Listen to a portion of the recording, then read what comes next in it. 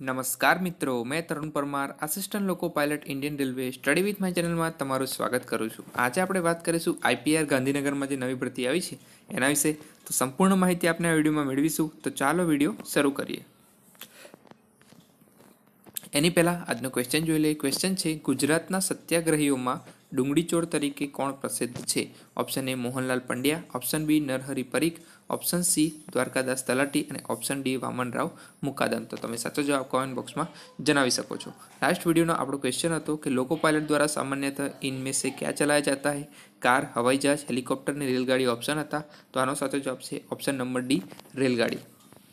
તો પ્લાઝમા અનુસંધાન સંસ્થાન એટલે કે ઇન્સ્ટિટ્યૂટ ફોર પ્લાઝમા રિસર્ચ, જેને આપણે આઈપીઆરના નામથી ઓળખીએ છીએ, કે જે ગાંધીનગરમાં આવેલું છે, 382448 બરાબર, ભારત. Advertisement number 07/2020.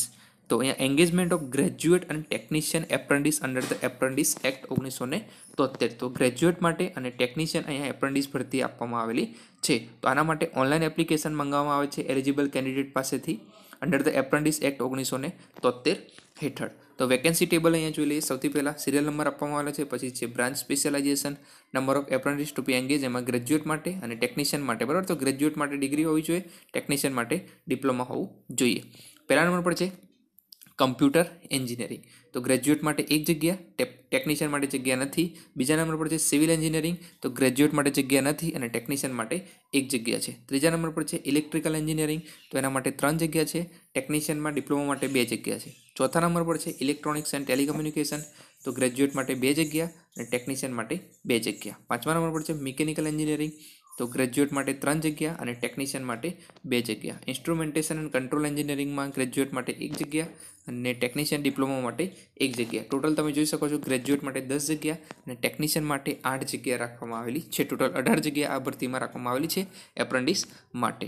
હવે eligibility criteria for graduate apprentice degree હોલ્ડરની વાત કરીએ તો સૌથી પહેલાં કમ્પ્યુટર એન્જિનિયરિંગની જગ્યા છે એમાં બીટેક અથવા તો બીઈ કરેલું હોવું જોઈએ, ફર્સ્ટ ક્લાસ હોવું જોઈએ ઇન કમ્પ્યુટર એન્જિનિયરિંગ. બીજા નંબર પર છે ઇલેક્ટ્રિકલ એન્જિનિયરિંગ. તો એમાં પણ બીઈ બીટેક અને ફર્સ્ટ ક્લાસ હોવો જોઈએ ઇલેક્ટ્રિકલ એન્જિનિયરિંગ. ત્રીજા નંબર પર છે ઇલેક્ટ્રોનિક્સ એન્ડ ટેલિકમ્યુનિકેશન એન્જિનિયરિંગ. તો એમાં બી બીટેક અથવા બરાબર બી કરેલું હોવું જોઈએ અથવા તો બીટેક કરેલું હોવું જોઈએ, ફર્સ્ટ ક્લાસ હોવો જોઈએ ઇલેક્ટ્રોનિક્સ એન્ડ ટેલિકમ્યુનિકેશન એન્જિનિયરિંગમાં. ચોથા નંબર પર છે મિકેનિકલ એન્જિનિયરિંગ. તો same B B Tech first class mechanical engineering. પાંચમા નંબર પર છે ઇન્સ્ટ્રુમેન્ટેશન એન્ડ કંટ્રોલ એન્જિનિયરિંગ. તો એમાં બીટેક અથવા તો B in first class in instrumentation and control engineering. એ રીતના હવે એલિજિબિલિટી ક્રાઇટેરિયા ફોર ટેકનિશિયન એપ્રેન્ટિસની વાત કરીએ, ટેકનિશિયન એપ્રેન્ટિસ ડિપ્લોમા હોલ્ડર માટે. તો સૌથી પહેલાં છે સિવિલ એન્જિનિયરિંગ. તો ડિપ્લોમા કરેલું હોવું જોઈએ, first class in civil engineering. બીજા નંબર પર છે ઇલેક્ટ્રિકલ એન્જિનિયરિંગ. તો diploma first class in electrical engineering. ત્રીજા નંબર પર છે ઇલેક્ટ્રોનિક્સ એન્ડ ટેલિકમ્યુનિકેશન એન્જિનિયરિંગ.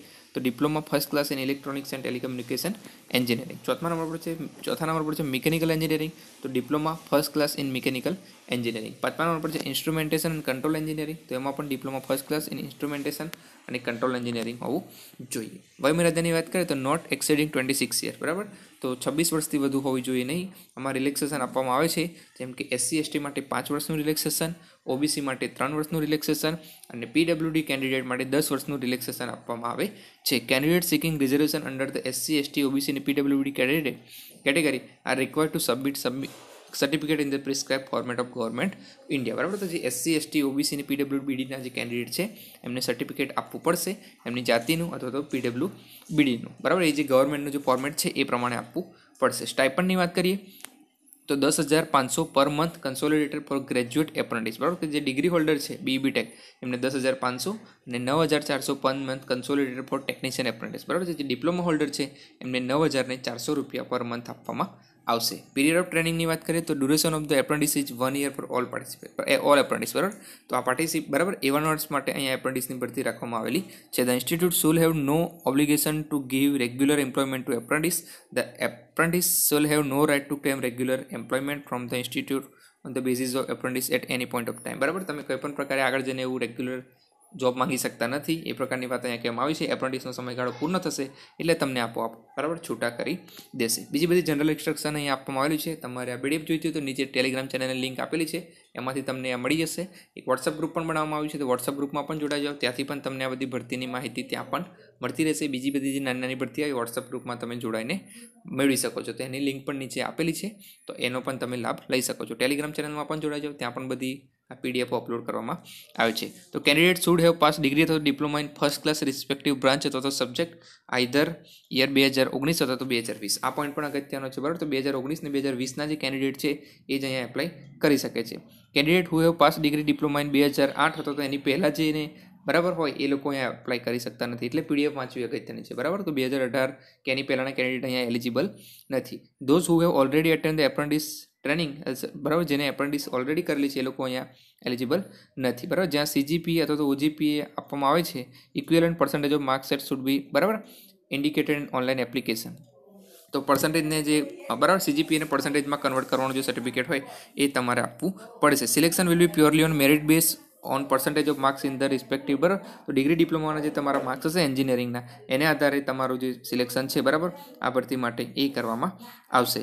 અને જે list of short listed candidate, બરાબર, 8મા નંબરનો પોઈન્ટ તમે જોઈ શકો છો. તો list of short listed candidate will be display on the IPR website. તો ઇન્સ્ટિટ્યૂટ ઓફ પ્લાઝમા રિસર્ચની જે વેબસાઇટ છે એના ઉપર જે સિલેક્ટેડ કેન્ડિડેટનું લિસ્ટ છે એ જાહેર કરવામાં આવશે. એવી વાત અહીંયા કહેવામાં આવેલી છે. તો બીજી બધી ઇન્સ્ટ્રક્શન તમે જોઈ શકો છો. નો TADA, બરાબર, કોઈ પણ પ્રકારનું TADA આપવામાં આવે નહીં. ફિઝિકલ વેરિફિકેશન માટે, ડોક્યુમેન્ટ વેરિફિકેશન માટે એ બધા પોઈન્ટ અહીંયા આપવામાં આવેલા છે. અહીંયા તમે જોઈ શકો છો ઇન્સ્ટિટ્યૂટ વેબસાઇટ જે એ છે www.ipr.res.in. એમાં એડવર્ટાઇઝમેન્ટ સેક્શનમાં તમે જશો તો તમને બધું મળી જશે. Chief administrative officer. How to એપ્લાયની વાત કરીએ તો interested candidate required to enrol themselves on MHRD NATS portal, બરાબર. તો એ પોર્ટલ છે પોર્ટલ MHRD NATS government.in, બરાબર. એના પર તમારે પહેલાં જવાનું છે અને પછી સક્સેસફુલી એનરોલમેન્ટ કર્યા પછી IPRની જે વેબસાઇટ છે IPR.res.in, એમાં જ એડવર્ટાઇઝમેન્ટ નામનો સેક્શન છે એમાં એપ્લાય ઓનલાઈન કરવાનું છે, બરાબર. તો આ થોડી ભૂલ ના થાય. સૌથી પહેલાં તમારે જવાનું છે પોર્ટલ MHRD NATS અને પછી તમારે IPRની જે વેબસાઇટ છે એમાં એપ્લાય કરવાનું છે. લાસ્ટ ડેટ છે એ છે 22/11/2020 સાંજના 5 વાગ્યા સુધી તમે આમાં એપ્લાય કરી શકો છો. જો તમને કોઈ ક્વેરી હોય in case of the any issue in filling the online application, બરાબર, તો કાઇન્ડલી કોન્ટેક્ટ recruitment@, બરાબર, IPR.res.in. તો તમને કોઈ ક્વેરી હોય તો તમે recruitment@IPR.res નો જે ઈમેલ એડ્રેસ છે, બરાબર, એના પર ઈમેલ કરીને તમે બધી માહિતી મેળવી શકો છો. શું તમને ક્વેરી આવે છે એ તમારું ત્યાં સોલ્યુશન કરી આપવામાં આવશે. તો એવી વાત અહીંયા કહેવામાં આવેલી છે.